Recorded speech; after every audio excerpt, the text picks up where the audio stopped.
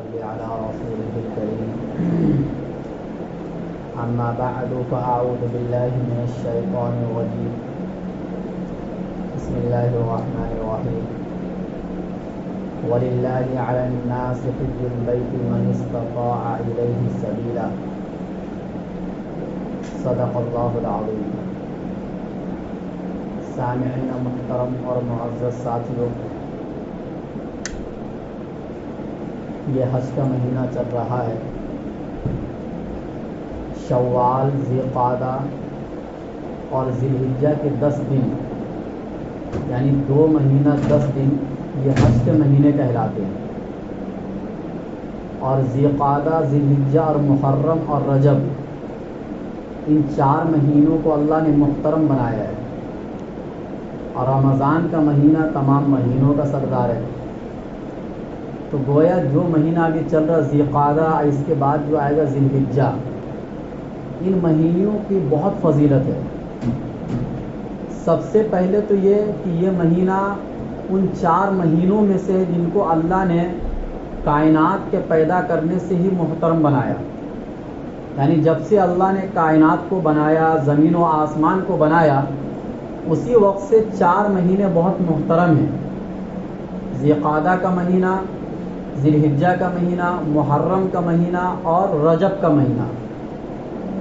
محترم ہونے کا مطلب یہ ہوا کہ جس طریقے سے ان مہینوں میں عبادت کرنے کا ثواب آپ کو زیادہ ملے گا، تو گناہ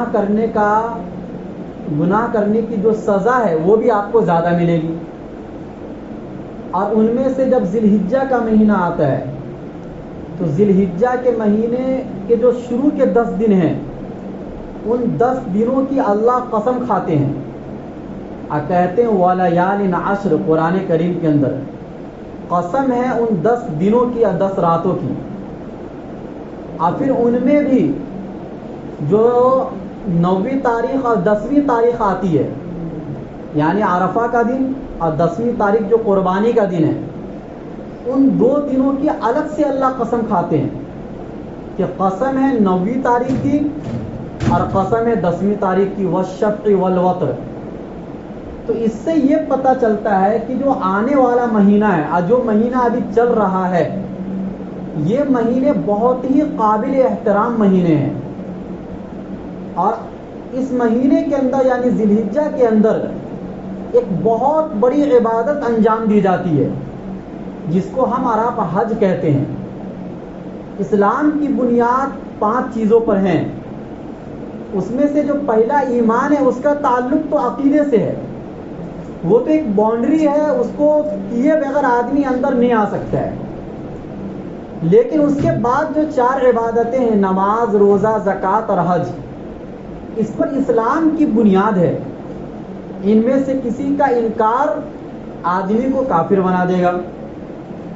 2 عبادتیں تو ایسی ہیں ان میں سے جس کو ہر امیر اور غریب کرتا ہے اور جس کو اللہ نے بہت آسان بنایا ہے، نماز اور روزہ. یہ 2 عبادتیں ایسی ہیں جس کو امیر بھی کر سکتا ہے اور غریب بھی کر سکتا ہے.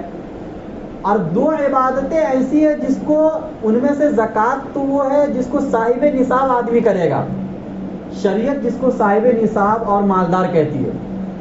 اور حج کا تعلق بھی مال سے ہے، لیکن وہ صاحب نصاب سے تھوڑا اوپر ہے.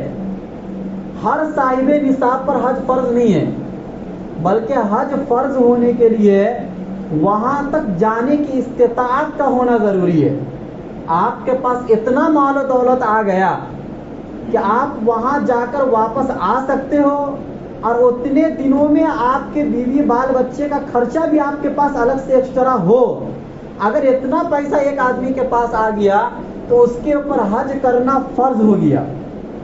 اب ایک آدمی اگر حج فرض ہو گیا نہیں کرتا ہے تو اللہ کے نبی نے فرمایا پھر ایسا آدمی یہودی ہو کر مرے یا نصرانی ہو کر مرے، اس سے کوئی پرواہ نہیں. تو حج، اچھا، کچھ عبادتیں پھر ان میں سے وہ ہے جس کا تعلق آپ کے بدن سے ہے، اور کچھ عبادتیں وہ ہیں جس کا تعلق آپ کے مال سے ہے. جیسے کہ نماز اور روزہ، اس کا تعلق انسان کی صحت سے ہے، اور زکوٰۃ اس کا تعلق آپ کے مال سے ہے. لیکن حج ایک ایسی عبادت ہے جس میں مال کا بھی تعلق ہے اور آپ کی صحت اور بدن کا بھی تعلق ہے.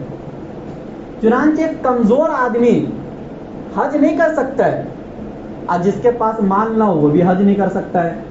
تو حج ایک ایسی عبادت ہے جس میں دونوں چیزیں جمع ہو جاتی ہیں. اسی لیے حج کے مہینے میں حج سے بڑھ کر اللہ تعالیٰ کو کوئی بھی عبادت قابل قبول نہیں ہے.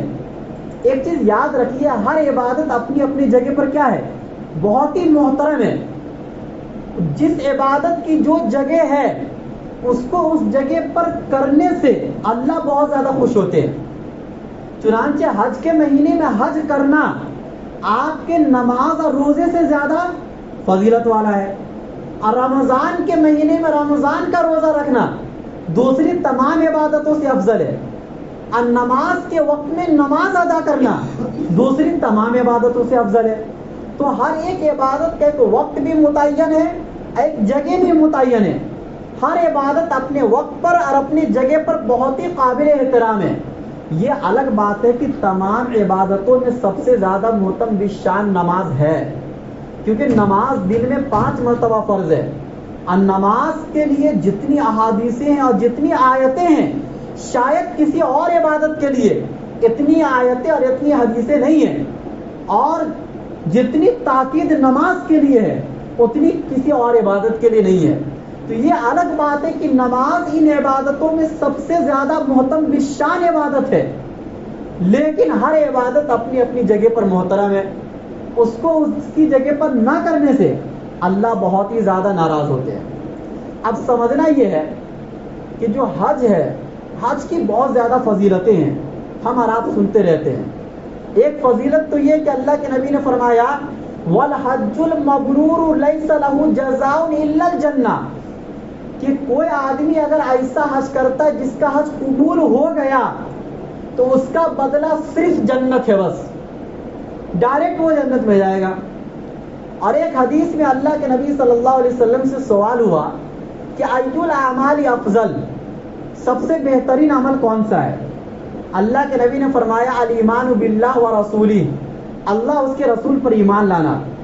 ثم ماذا، سوال ہوا اس کے بعد کون سی عبادت افضل ہے؟ اللہ کے نبی نے فرمایا الجہاد فی سبیل اللہ، اللہ کے راستے میں جہاد کرنا. فرمایا ثم ماذا، اس کے بعد کون سی عبادت سب سے افضل ہے؟ اللہ کے نبی نے فرمایا حج مبرور، مقبول حج. اور ایک حدیث میں اللہ کے نبی نے فرمایا کہ من حج للہ، جو اللہ کے لیے حج کرتا ہے فلم یرفث ولم یفسق، اور حج میں کوئی گناہ کا کام اس نے نہیں کیا، رجع کیوم ولدتہ امہ، یہ سب بخاری کی حدیثیں ہیں. اللہ کے نبی نے فرمایا جب وہ حج کر کے واپس لوٹے گا تو گناہوں سے اس طریقے سے پاک ہو جائے گا جس دن وہ اپنے ماں کے پیٹ سے گناہوں سے پاک اور صاف پیدا ہوا تھا. کوئی گناہ نہیں تھے آپ کے اوپر اس دن. جب آپ حج سے واپس لوٹیں گے تو آپ اسی طریقے سے گناہوں سے پاک اور صاف ہو جائیں گے. اب اس کے بعد اگلی زندگی آپ کے اوپر ہے، چاہے تو آپ پاک صاف زندگی گزارے اور چاہے تو گناہوں والی زندگی گزارے، یا آپ کا اپنا اختیار ہے. بہرحال لیکن اللہ تو آپ کو پاک اور صاف کر دیتے ہیں گناہوں سے جب آپ اتنا زیادہ پیسہ خرچ کر کے اتنی بڑی قربانی دے کر آپ آتے ہیں. اور اگر آپ حج میں آپ غور کریں گے تو حج آخر کون سی عبادت ہے؟ حج ایک عاشقانہ عبادت ہے. اللہ سے جو آپ نے عشق کیا ہے اور اللہ سے جو آپ محبت کرتے ہیں، اس محبت کے اظہار کا نام حج ہے. دیکھو کوئی بھی آدمی جب کسی سے محبت کرتا ہے تو چوری چپ کے محبت کب تک آدمی کرے گا؟ اور محبت جب تک برملا نہ ہو وہ محبت نہیں ہوتی ہے. محبت کا اظہار کبھی کبھی کرنا پڑتا ہے. اسی لیے آدمی اپنی بیوی سے محبت کرتا ہے اور اس کے خرچ بھی پورے کرتا ہے، ہر حقوق پورے کا ادا کر رہا ہے، لیکن محبت کا وہ اظہار کبھی نہیں کرتا ہے. کبھی اپنے الفاظ سے، اپنی زبان سے، اپنے قول و فعل سے کوئی ایسا عمل نہیں کر کے دکھلاتا ہے جس سے بیوی کو ایسا لگے کہ میرا شوہر مجھ سے محبت کرتا ہے. تو پھر اس کچھ دنوں کے بعد آپ سے اس کو نفرت ہونے لگی. اس لیے کبھی کبھی انسان کو اپنی زبان سے کہنا چاہیے کہ میں آپ سے محبت کرتا ہوں، کبھی کبھی تعریف کرنا چاہیے۔ تو اسی طریقے سے ہم اور آپ جو اللہ سے محبت کرتے ہیں، تو نماز بھی اللہ کی محبت کی علامت ہے۔ آپ نماز پڑھتے ہیں، محبت میں پڑھتے ہیں۔ روزہ بھی آپ رکھتے ہیں، اللہ کی محبت میں رکھتے ہیں۔ زکوٰۃ بھی آپ دیتے ہیں، اللہ کی محبت میں دیتے ہیں۔ لیکن یہ تمام محبتیں وہ ہیں جو چھپکے چھپکے ہیں۔ آدمی نماز پڑھتا کوئی اعلان کر کے تھوڑی نہ آتا ہے محلے میں کہ میں نماز پڑھنے جا رہا ہوں۔ روزہ رکھتا ہے، اس کو وہ خود جانتا ہے، اس کا اللہ جانتا ہے روزے سے ہے یا نہیں ہے۔ زکوٰۃ میں بھی حتی الامکان آدمی چھپا کر ہی پیسہ دیتا تاکہ ریاکاری نہ ہو جائے۔ لیکن حج ایک ایسی عبادت ہے کہ آپ کتنا بھی چھپاؤ گے چھپے گا نہیں ہے۔ آپ محلے سے نکلو گے، جاؤ گے، 50 آدمی کو معلوم پڑ جائے گا کہ یہ بندہ حج کو جا رہا ہے۔ اور اس کے بعد اللہ نے کہا کہ جب تم میرے دربار میں آ رہے ہو تمہارا لباس بھی الگ رہے گا، چنانچہ سلا ہوا لباس آپ نہیں پہن سکتے۔ جب آپ نے کہہ دیا لبیک اللہم لبیک، یہ الفاظ کہنے کے بعد آپ اپنی بیوی سے بھی نہیں مل سکتے ہیں، آپ خوشبو بھی نہیں لگا سکتے ہیں، آپ بالوں میں کنگھی بھی نہیں کر سکتے ہیں، آپ بال بھی نہیں کاٹ سکتے، ناخن بھی نہیں کاٹ سکتے، آپ ہر وہ کام نہیں کر سکتے جو شریعت نے احرام کی حالت میں منع کر دیا۔ آپ سلا ہوا کپڑا نہیں پہن سکتے، آپ ٹوپی نہیں پہن سکتے۔ حالانکہ ٹوپی پہننا تو بہت اچھا لباس ہے، اللہ کے نبی ہر وقت اپنے سر کو ڈھانک کر رکھتے تھے۔ نماز کے حالت میں ٹوپی پہن کر نماز پڑھنا ایک آداب میں سے ہے، ایک اچھا لباس کہلاتا ہے یہ۔ لیکن اللہ نے حج کی حالت میں منع کر دیا کہ آپ ٹوپی بھی نہیں پہن سکتے ہو۔ آخر اس کی وجہ کیا ہے؟ اگر آپ عقل کی نظر سے دیکھیں گے تو آپ کو عقلی اعتبار سے کچھ چیزیں اس میں نظر نہیں آئیں گی، آپ کو ایسا لگے گا بھائی یہ سب بس کیا ہے، کچھ سمجھ میں نہیں آ رہا ہے۔ لیکن حقیقت میں حج اللہ سے محبت کی اظہار کی ایک علامت ہے، ایک عاشقانہ عبادت۔ ایک عاشق اپنے معشوق سے ملنے جا رہا ہے، وہ کیسے جائے گا؟ اگر آپ کو کسی سے محبت ہو گئی، آپ اس سے ملنے جائیں گے اسی لباس میں جس لباس میں آپ کی معشوقہ آپ کو چاہتی ہے کہ یہ میرے سے اسی لباس میں ملے، اور اسی طریقے سے آپ جائیں گے تو بہت آداب اور رعایت کے ساتھ جائیں گے۔ اور جب آپ جائیں گے کسی اپنے معشوقہ سے ملنے کے لیے تو آپ کو کسی کی کوئی پرواہ نہیں ہوگی کون مجھے کیا بولے گا، بھائی میرا محبوب مجھ سے خوش ہے اسی لباس کے اندر، دنیا مجھے بولے پاگل ہے بولنے دو، اس سے کیا پرواہ ہے۔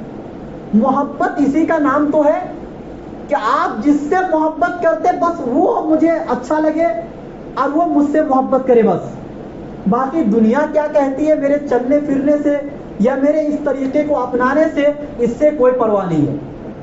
لہذا حج اسی چیز کا نام ہے۔ آپ اسی طریقے سے میقات، جب آپ میقات سے آگے گزر جائیں گے، ہر جگہ کی میقات ایک حدود ہے جو شریعت کے اندر متعین ہے، اس حدود کو آپ جب کراس کریں گے بغیر احرام کے آپ کراس نہیں کر سکتے۔ یہ اللہ کے دربار میں آنے کے آداب ہیں۔ آپ جب کسی بادشاہ سے ملنے جائیں گے تو جب آپ اس کے دربار میں پہنچ جائیں گے تب جا کے آداب شروع نہیں ہوتے ہیں، آپ کے گھر سے آداب شروع ہو جائیں گے۔ آپ کو پہلے سے معلوم کرنا پڑے گا اس بادشاہ کو کیا کیا چیزیں اچھی لگتی ہے، کیسا لباس اچھا لگتا ہے، کون سا طریقہ اچھا لگتا ہے، وہ تمام طریقے آپ اپنے گھر سے اپنا کر جائیں گے۔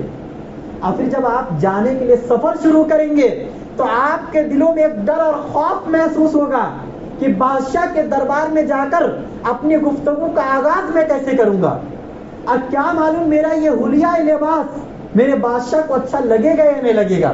یہ تمام ڈر و خوف آپ کے دل میں پہلے سے آ جائے گا۔ اسی طریقے سے جب حج کرنے والا حج کو جاتا ہے تو اس کے دل میں یہ تمام خوف اور یہ ڈر پہلے سے سما جاتا ہے کہ میں اللہ جو تحکم الحاکمین ہے، جو بادشاہوں کا بادشاہ ہے، میں اس کے اصل دربار میں جا رہا ہوں، کیا معلوم میرا بادشاہ اور جو بادشاہوں کا بادشاہ وہ مجھے قبول کرے گا یا نہیں کرے گا۔ اسی لیے وہ تمام طریقہ اپنانا پڑتا ہے جو ان کے دربار میں جانے کے لیے اپنایا جاتا ہے۔ اچھا یہ سب تمام طریقے آخر کیوں ہیں؟ ایک تو یہ کہ آپ محبت کا اظہار کر رہے ہیں، دوسرے یہ بھی بتلانا چاہتے ہیں اللہ تعالیٰ کہ دیکھو میرا جو یہ گھر مکہ میں موجود ہے، یہاں کوئی بھی آدمی آئے گا وہ صرف اور صرف میری محبت میں آئے گا، سیر و تفریح کے لیے کوئی نہیں آ سکتا ہے۔ حقیقت بات ہے، جب آدمی گھومنے کے لیے جاتا ہے کسی دور دراز ملکوں کے اندر تو آپ کا لباس کیسا ہوگا؟ بہت اچھا سے اچھا ہوگا، کیونکہ آپ کو فوٹو بھی کھینچانا ہے، آپ کو بہت اچھا دکھنا بھی ہے، آپ وہاں کے ملک کا کلچر کے اعتبار سے آپ اچھا سے اچھا لباس پہنیں گے۔ آپ کسی پارک میں گھومنے جاتے ہیں یا کسی ہوٹل میں آپ جاتے ہیں، آپ بہت اچھا لباس پہن کے جاتے ہیں، کیونکہ مقصد صرف آپ کا گھومنا ہوتا ہے، انجوائے کرنا ہوتا ہے، سیر و تفریح کرنا ہوتا ہے۔ لیکن حج کے لیے جب آپ جاتے ہیں تو آپ کا مقصد سیر و تفریح نہیں ہوتا ہے، محض اللہ کی رضا اور اللہ کو خوش کرنا ہوتا ہے۔ اسی لیے اللہ تعالی نے کہا کہ لباس ایسا پہنو جس سے نہ لگے ایسا کہ آپ گھومنے کے لیے آ رہے ہو، بلکہ ایسا لگے کہ آپ اللہ کی محبت میں آ رہے ہو۔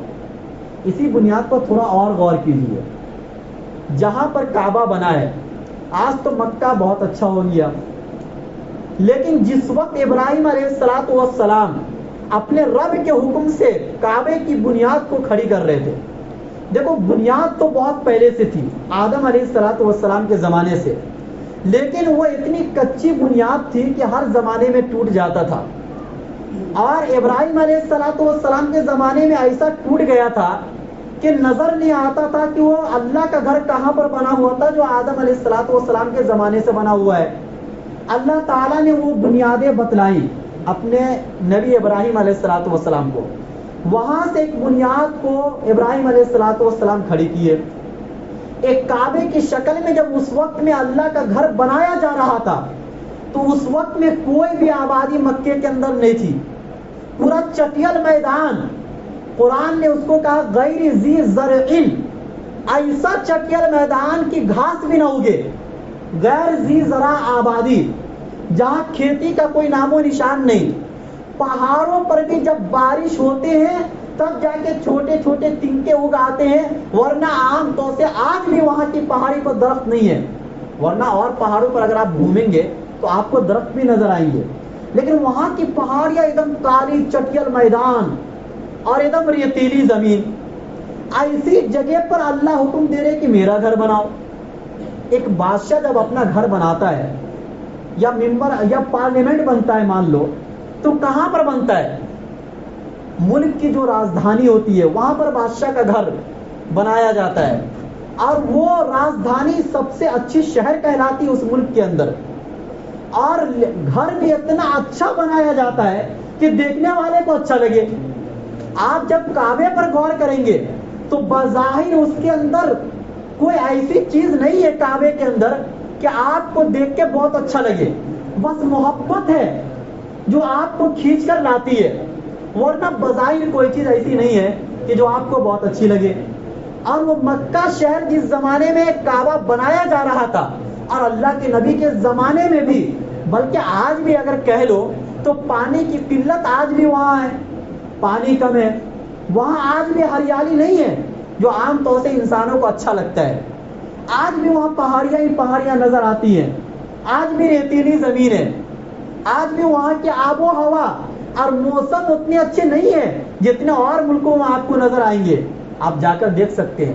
لیکن اس کے باوجود اللہ نے اپنا گھر اس ملک کے اندر اور اس شہر کے اندر بنایا، جس شہر کی اللہ بار بار اپنے قرآن کریم میں قسم کھاتے ہیں کہ لا اقسم بہذا البلد، میں اس امانت والے شہر کی قسم کھاتا ہوں، والتین والزیتون وطور سینین وہذا البلد الامین، اس امانت والے شہر کی قسم، اللہ اس شہر کی قسم کھا رہے ہیں۔ یہاں تمام لوگ آ رہے حج کو، اللہ نے اس جگہ پر اپنا گھر اس لیے بنایا تاکہ وہاں آنے والے یہی سمجھے کہ میں اللہ کی محبت میں آیا ہوں، اور دنیا بھی یہی سمجھے کہ یہ حاجی کوئی گھومنے کے لیے نہیں جا رہے ہیں بلکہ اللہ کی محبت ان کو کھینچ کر لے کے جا رہی ہے۔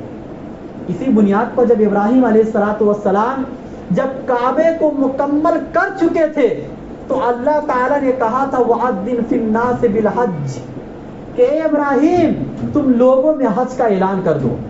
یہ تو قرآن کی آیت ہے، لیکن حدیث میں اس کی تفصیل ہے۔ علامہ ابن حجر رحمۃ اللہ علیہ فتح الباری میں اس حدیث کو نقل کرتے ہیں کہ جب اللہ نے کہا کہ تم لوگوں میں حج کا اعلان کر دو، تو ابراہیم علیہ السلام نے کہا کہ میری آواز کہاں تک پہنچے گی؟ اور وہاں پر ایک قبیلہ آباد تک، قبیلہ بنو جرہم، ان کو تو پہلے سے معلوم ہے کہ یہ اللہ کا گھر ہے، پھر ان میں اعلان کرنے کا کیا مقصد؟ اور رہا مسئلہ پوری دنیا، تو پوری دنیا تک تو میری آواز پہنچے گی نہیں، تو اعلان کرنے کا فائدہ کیا ہوگا؟ ابراہیم علیہ السلام نے یہ سوال اللہ تعالی سے کیا۔ اللہ تعالی نے جواب دیا کہ آپ کے ذمے اذن، اعلان کرنا ہے، ولی البلاغ، اب میرے ذمے آپ کے اعلان کو پہنچانا ہے۔ چنانچہ ابراہیم علیہ السلام نے اعلان کیا، یا ایھا الناس کتب علیکم الحج الی البیت العتیق، اے لوگوں تمہارے اوپر حج کو فرض کر دیا گیا ہے اس بیت عتیق کی طرف، یعنی کعبہ کا ایک دوسرا نام بیت عتیق بھی، عتیق کا ایک معنی ہوتا ہے پرانا، کیونکہ یہ سب سے پرانا گھر ہے، ایک معنی ہوتا ہے عتیق کا آزاد، یعنی جہنم سے آزاد کرنے والا گھر۔ تو بہرحال ابراہیم علیہ السلام نے یہ اعلان کیا آج سے 5000 سال پہلے۔ کتنا پہلے؟ 50,000 سال یا 5,000 سال پہلے ابراہیم علیہ السلام نے اعلان کیا۔ اب اس اعلان کو اللہ تعالیٰ نے ان تمام لوگوں تک پہنچا دیا جو قیامت تک حج کرنے جائیں گے، جو ابھی پیدا نہیں ہوئے ان کے کانوں تک بھی اللہ نے اس آواز کو پہنچایا، اور جن لوگوں نے اس آواز پر لبیک کہا وہ تمام انشاءاللہ اس عرض مقدس میں حاضر ہوں گے اور کعبہ یعنی حج کو حاضر ہوں گے۔ اسی بنیاد پر جب حاجی حج کرنے جاتا ہے تو سب سے پہلے الفاظ جو اپنی زبان سے ادا کرتا ہے وہ کیا کرتا ہے؟ لبیک اللہم لبیک، لبیک لا شریک لک لبیک۔ اس کا معنی کیا ہے؟ اے اللہ میں حاضر ہوں، اے اللہ میں حاضر ہوں، آپ کا کوئی شریک نہیں، اے اللہ میں حاضر ہوں، تمام تعریف آپ کے لیے، تمام نعمتیں آپ کے لیے، آپ کا کوئی شریک نہیں، حکومتیں آپ کی ہے۔ تو آپ جو بار بار یہ الفاظ اس دعا کے اندر اگر آپ تلبیہ کے میں غور کریں گے تو 4 مرتبہ آتا ہے لبیک اللہم لبیک لا شریک لک لبیک، یعنی یہ 4 مرتبہ آتا ہے۔ آپ 4 مرتبہ بول رہے کہ میں حاضر ہوں، یہ اسی اعلان کا جواب ہے کہ اللہ ابراہیم علیہ السلام نے جو اعلان کیا تھا کہ آپ کے اوپر حج کو فرض کر دیا گیا ہے، کہ اللہ اس اعلان کا جواب میں دے رہا ہوں کہ میں حاضر ہوں۔ اللہ ہم سب کو یہ جواب ادا کرنے کی توفیق نصیب فرمائے۔ جب آپ جاتے ہیں تو دیکھو وہاں پر اگر آپ غور کریں گے حج کے جتنے بھی ارکان ہیں ان تمام میں بظاہر عقلی اعتبار سے کوئی حکمت نظر نہیں آتی ہے۔ چنانچہ 8 تاریخ کو آپ مینا میں جاتے ہیں، اگر دیکھا جائے تو آدمی سوچے گا بھائی میں آیا ہوں کعبۃ اللہ کو دیکھنے کے لیے، حرم میں 1 نماز کا ثواب 1 لاکھ نماز پڑھنے پر ملتا ہے، 1 لاکھ نماز پڑھنے کا ثواب ملتا ہے۔ آپ اس مسجد کو چھوڑ کر آپ مینا میں جا رہے ہیں جہاں وہ ثواب آپ کو نہیں ملے گا جو آپ کو مسجد حرام میں نماز پڑھنے پر ثواب ملے گا، لیکن اس کے باوجود آپ مینا میں جا رہے ہیں۔ یہ بتلایا جا رہا ہے کہ اصل آپ کا وہاں پر نماز پڑھنا نہیں ہے جہاں پر ثواب زیادہ ملتا ہے، اصل تو میرا حکم ماننا ہے۔ لہٰذا اللہ کا حکم آیا مینا چلے جاؤ، آپ کو مینا کے میدان میں جانا ہے۔ حالانکہ مینا کے میدان میں بظاہر کوئی چیز نہیں، بس ایک میدان ہے، لیکن اس میدان میں آپ کو جانا ہے، اللہ کے حکم کو پورا کرنا ہے۔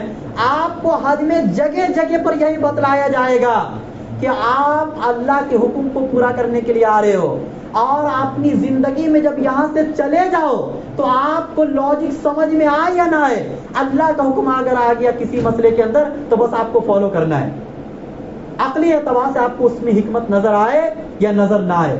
اللہ کا حکم ماننا یہی اصل عبادت ہے، جگہ کی کوئی قیمت نہیں ہے، جگہ کی کوئی ویلو نہیں ہے، اصل تو بظاہر ہمیں تو یہ دیکھنا ہے کہ اللہ کا حکم کیا ہے۔ اب وہاں 1 دن آپ کو گزارنا ہے، 9ویں تاریخ آتی ہے، فجر کی نماز پڑھنے کے بعد ہر حاجی میدان عرفات میں جانے کی تیاری کرتا ہے، زوال سے لے کر غروب آفتاب تک یہ میدان عرفات کا اصل وقت ہے۔ اب دیکھو میدان عرفات کو اصل حج قرار دیا گیا، یعنی مطلب یہ ہوا کہ اگر آپ مینا میں نہیں گئے تو دم کے ذریعے سے اس تلافی کو پورا کر دیا جائے گا۔ دم یعنی ایک بکرے کی قربانی۔ آپ طواف نہیں کر سکے، دم کے ذریعے سے آپ کی اس تلافی کو پورا کر دیا جائے گا۔ جیسے کہ نماز میں کوئی غلطی ہو جاتی، واجب چھوٹ جاتا تو سجدہ سہو ہے نا، آپ کی نماز کی تلافی ہو جاتی ہے۔ حج کے اندر بھی تمام چیزوں کے چھوٹنے سے تلافی کا کوئی نہ کوئی سبب و ذریعہ اللہ نے بنایا ہے، شریعت میں اس کا حل موجود ہے، یہ سمجھ لیجئے۔ لیکن اگر میدان عرفات میں آپ نہیں گئے، ایک منٹ کے لیے بھی آپ کا کوئی لمحہ میدان عرفات میں نہیں گزرا تو آپ کا حج ہی نہیں مانا جائے گا، چاہے اس وقت کے بعد آپ 1000 مرتبہ میدان عرفات میں چلے جائیں۔ کتنی بڑی فضیلت ہے آخر میدان عرفات کی۔ طواف کا بدل موجود ہے لیکن میدان عرفات کا بدل موجود نہیں ہے۔ آپ کو اگلے سال دوبارہ سے جانا پڑے گا اور اس میدان عرفات سے گزر کے آپ کو آنا پڑے گا، تب جا کے آپ کا حج مانا جائے گا۔ وہ میدان ہے میدان عرفات جس میں اللہ کے نبی صلی اللہ علیہ وسلم جب اپنا آخری حج اور پہلا حج، اللہ کے نبی اپنی زندگی میں ایک حج کیے ہیں، اس کی وجہ یہ ہے کہ حج فرض ہوا ہے 9 سن ہجری میں اور 10 سن ہجری میں اللہ کے نبی حج کیے اور اس کے بعد دنیا سے چلے گئے، تو ایک ہی حج کرنے کا موقع ملا اور اس میں سارے احکامات اللہ کے نبی صلی اللہ علیہ وسلم نے بتلا دیے۔ میدان عرفات کے اندر اللہ کے نبی دھوپ کے اندر کھڑے ہیں اور اللہ کے سامنے کھڑے کھڑے دعا مانگ رہے ہیں، اور یہ پورا ایک لمبا وقت ہوتا ہے۔ اس میدان کی خاصیت ہی ایک الگ ہے۔ آپ کو عصر کی نماز کب پڑھنا ہے؟ ظہر کے وقت میں، حالانکہ آدمی الگ وقت میں نماز پڑھے گا تو نماز ہوگی، لیکن نہیں، حکم آ گیا کہ بس اس میدان میں آپ کو زوال کے بعد ہی اول وقت میں ظہر کی نماز بھی پڑھ لینا ہے، اب بیچ میں سنت بھی نہیں پڑھنا ہے، اس کے بعد فوراً عصر کی نماز بھی پڑھنا ہے۔ ایک دم الگ ہی حکم ہے۔ یہ بتلایا جا رہا ہے کہ آپ جتنی چیزیں سوچتے اپنے عقل کے دائرے میں وہ چیزیں نہیں ہیں، آپ اپنی عقل کو ہٹاؤ اور اللہ کے حکم کو فالو کرو۔ اور جب مغرب کا وقت، عصر کا وقت آتا ہے تو عصر کے وقت میں تو عصر کی نماز آپ پہلے پڑھ چکے ہیں، اب وہاں سے روانگی شروع ہو جاتی ہے۔ اب آپ کو میدان مزدلفہ میں جانا ہے، لیکن بیچ راستے میں آپ کو مغرب کا وقت ہو جائے گا۔ عام وقت میں حکم کیا ہے کہ آپ مغرب میں جلدی کرو، اسی وجہ سے اذان کے بعد کوئی سنت نہیں ہے، فوراً آپ مغرب کی نماز پڑھتے ہیں۔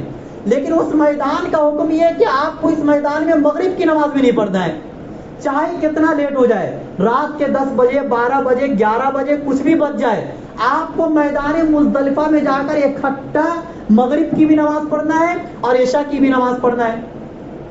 آدمی غور کرے گا بھائی یہ سب کیا ہے، اور اگر کسی کو یہ حکم نہ معلوم ہو یہ سب چیزیں تو آدمی بولے گا میں کوئی گناہ تو نہیں کر رہا ہوں، نعوذ باللہ، الگ وقت میں سب نمازیں اپنے، حالانکہ اللہ نے قرآن میں اعلان کر دیا کہ ہر نمازیں اپنے اپنے وقت پر، مقررہ وقت پر فرض ہے، اس کے علاوہ آپ کرو گے آپ کی نماز یا تو قضا ہو جائے گی اور آپ کو اس کا گناہ بھی ملے گا۔ لیکن میدان عرفات کا الگ ہی حکم ہے۔ یہ تمام الگ حکم جو عقل کے خلاف جا رہے ہیں یہ بتلانے کے لیے ہے کہ دیکھو اصل تو اللہ کا حکم ہے، آپ کے عقل میں آئے یا نہ آئے، لہذا پوری زندگی بھی آپ کو عبادت اسی طریقے سے کرنا ہے کہ آپ کے عقل میں آ رہا ہے یا نہیں آ رہا ہے اس کی لاجک، آپ کو بس اللہ کا حکم فالو کرنا ہے۔